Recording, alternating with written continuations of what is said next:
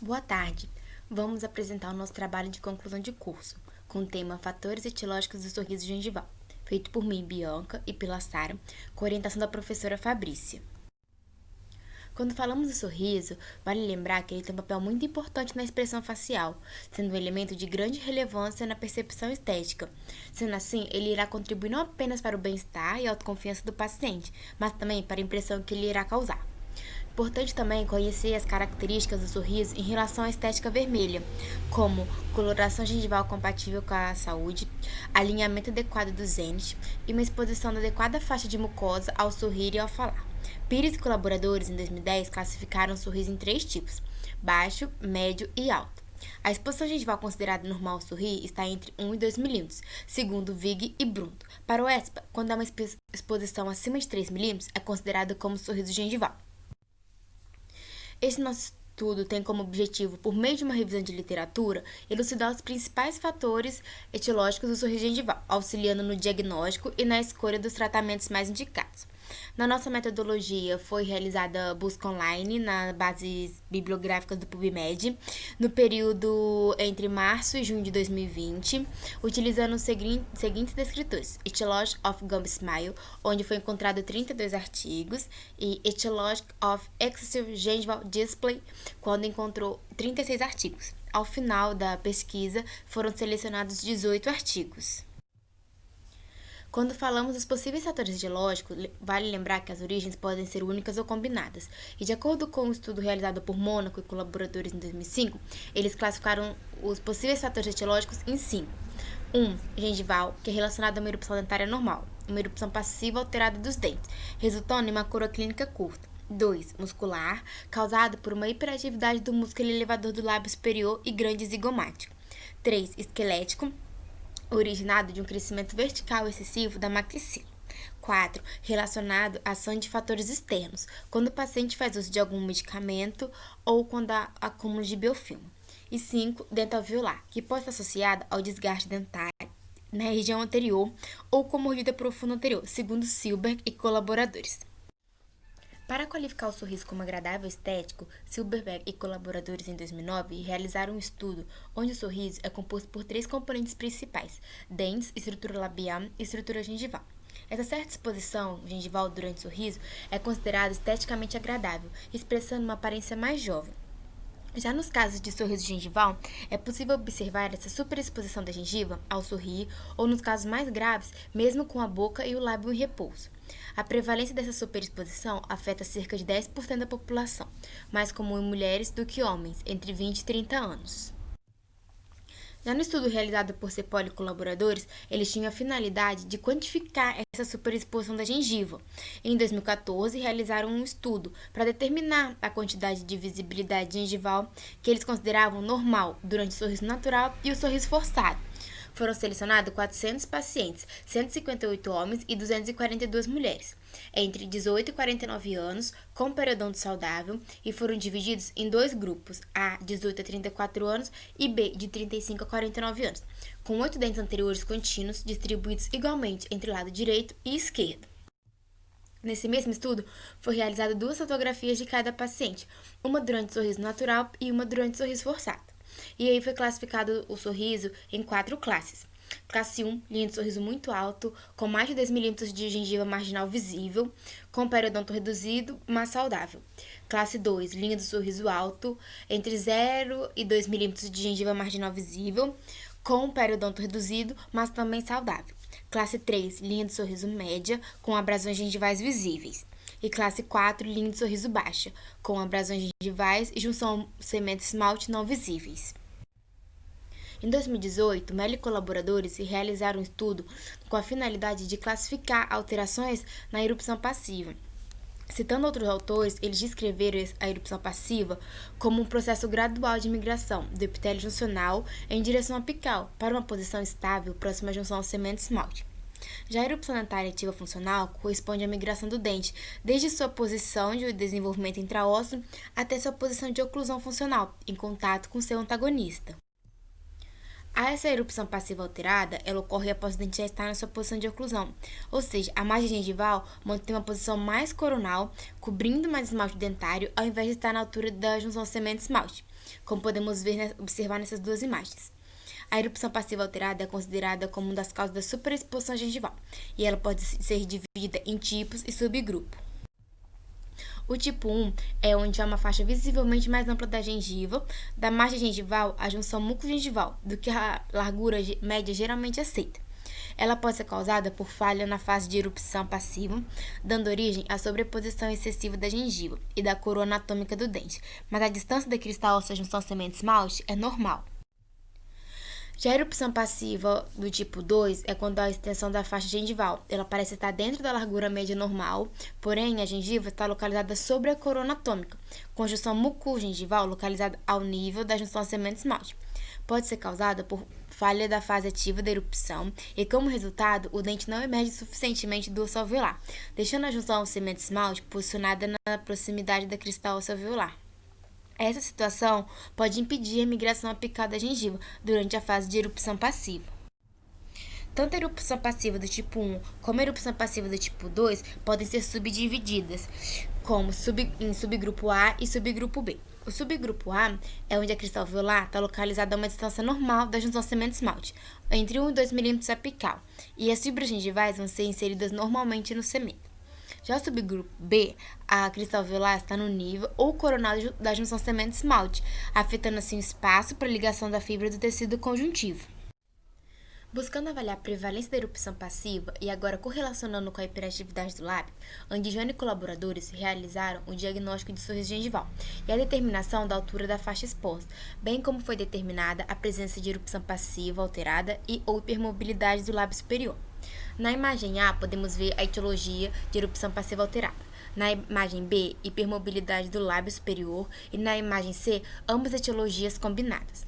Lembrando que o sorriso é uma combinação complexa da contração de vários músculos, como o bucinador, elevador do lábio superior, entre outros. Então, quando há uma atividade mais intensa de algum desses músculos, vai resultar em uma maior tração do lábio, onde vai haver o seu encurtamento. Nesse mesmo estudo, os autores concluíram que, entre os pacientes que procuram tratamento para o sorriso gengival, a hiperatividade do lábio superior é a etiologia mais predominante, como podemos ver nesse gráfico ao meio. Falando melhor da hiperatividade do lábio superior, segundo Seixas e colaboradores, um lábio superior com hiperatividade tem capacidade de se elevar-se até 2 vezes mais, resultando em uma maior exposição de tecido gengival e dos incisivos centrais superiores. O comprimento do lábio superior tem em média 20 a 24 mm na posição de repouso. Abaixo de 20 mm, o lábio superior é considerado como curto, havendo um aumento da visibilidade dos dentes em repouso. Já o diagnóstico é feito por eliminação, ou seja, se os outros parâmetros estão normais, pode ser considerado que o sorriso gengival é o resultado de uma maior tração do lábio. O crescimento excessivo ósseo da maxila superior no sentido vertical é outro fator etiológico, que em 2014, Chu e colaboradores caracterizaram por um crescimento ósseo hiperplásico vertical, que induz uma exposição exagerada do tecido gengival em repouso, com incisivos superiores mais afastados da base esquelética, obtendo o terço inferior da face uma dimensão vertical aumentada, e frequentemente existindo uma incompetência labial. Silberberg, em 2009, descreveu alguns sinais faciais que podem indicar este aumento, como ausência do selamento labial passivo, exposição além do normal dos incisivos superiores com os lábios em repouso e o recobrimento da borda incisal dos caninos e premolares superiores pelo lábio inferior ao sorrir. Assim como o crescimento excessivo ósseo da maxila no sentido vertical, a protusão maxilar também é uma alteração óssea que pode resultar em uma maior exposição do tecido gengival, podendo levar a um aprofundamento do fundo de vestíbulo e, desta forma, o lábio não encontra um obstáculo físico ao ser elevado pelos músculos faciais, aumentando a exposição gengival. Para Seixas, a protusão maxilar está geralmente associada a ausência de selamento labial passivo, sorriso gengival e contração mental e mordida aberta anterior. O diagnóstico pode ser feito através da cefalometria, em que analisam se a inclinação do tecido ósseo abaixo da espinha nasal anterior, sendo mais inclinado em pacientes protrusos. Segundo Branco, em 2011, o aumento gengival também pode ser causado por fatores externos, como fármacos e acúmulo de biofilme, em que uma inflamação de longo prazo pode resultar em uma hiperplasia gengival. Logo, este aumento é considerado patológico e a gengiva é eritematosa. O autor ainda diz que alguns fármacos podem induzir alterações do periodonto, afetando mais a porção anterior da boca e os indivíduos jovens durante os 3 primeiros meses de tratamento medicamentoso. Ainda em 2011, Mishra e colaboradores pesquisaram sobre a etiologia do crescimento gengival associado ao uso de drogas, que apresentou alguns fatores de risco potenciais para o supercrescimento gengival, que são a má higiene bucal, doença periodontal ou profundidade das bolsas periodontais, grau de acúmulo de placa microbiana e duração e dose das drogas. As características clínicas consistem no espessamento da gengiva papilar e marginal, com progressão de lesões formando lóbulos e fendas, e eventualmente cobrindo a coroa dos dentes. Já a extrusão dental-alveolar, também conhecida como suberupção compensatória, ocorre principalmente devido ao desgaste incisal e à mordida profunda, o que leva à erupção contínua desses dentes, os quais levam consigo o aparato periodontal, dando uma aparência gengival ao sorriso. Desta forma, a margem gengival dos incisivos superiores está localizada inferiormente a uma linha imaginária que toca a margem gengival dos caninos superiores. Visto então os 5 fatores etiológicos, vamos falar sobre o diagnóstico. Ele deve ser precoce e baseado, com referências e parâmetros específicos. Se faz necessário conhecer, quantificar e criar parâmetros estéticos faciais, para avaliar o que é considerado agradável ou não, para vincular valores estéticos a aspectos concretos e mensuráveis, e não apenas visões subjetivas. Em 2019, Jin e colaboradores realizaram um estudo sobre a abordagem no diagnóstico, onde os autores ressaltam que para o tratamento ser efetivo, é preciso identificar corretamente as causas etiológicas, anatômicas e patológicas, e que um processo de diagnóstico deve ser bem definido. Ainda no trabalho de Jin, os autores classificaram 4 análises importantes. A análise labial, que avalia o comprimento e a hipermobilidade do lábio, ou ambos, pois esses podem estar relacionados à maior exposição do tecido gengival.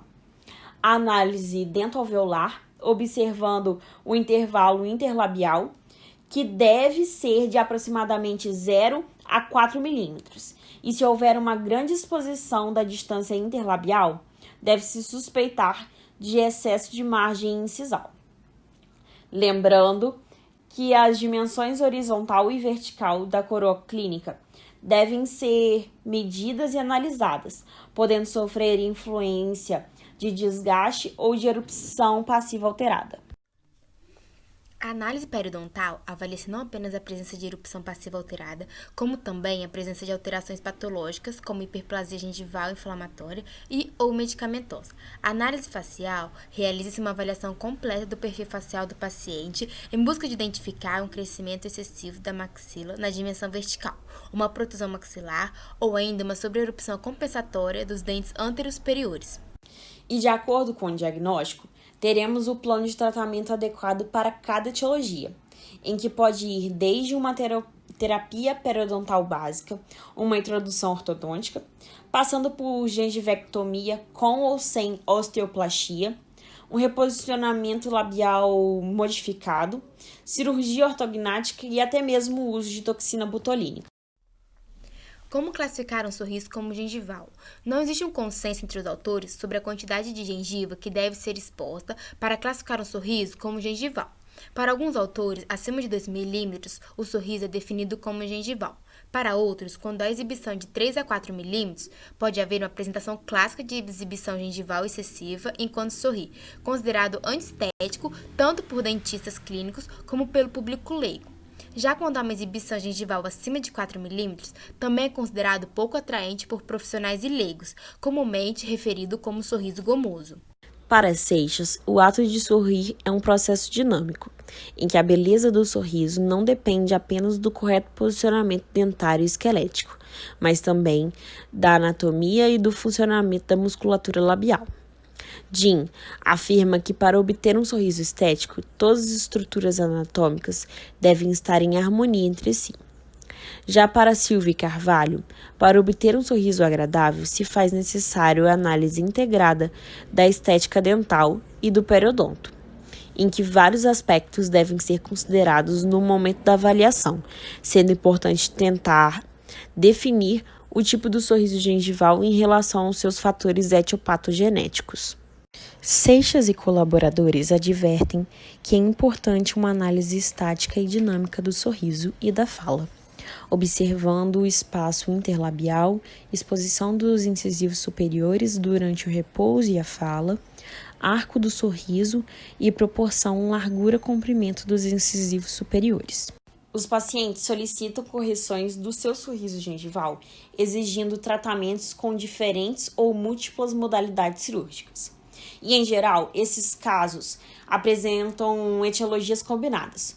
Com isso, deve haver um diagnóstico preciso e um tratamento interdisciplinar. Com esse trabalho, podemos ver que o sorriso possui um papel importante na qualidade de vida e na autoestima dos pacientes, e que há vários parâmetros a serem analisados para obter um sorriso harmonioso, ficando evidente a importância de conhecer e identificar as etiologias que dão origem ao sorriso gengival, para obter um diagnóstico preciso e traçar um plano de tratamento adequado e efetivo, muitas vezes envolvendo uma equipe multidisciplinar. Segue as referências do nosso trabalho.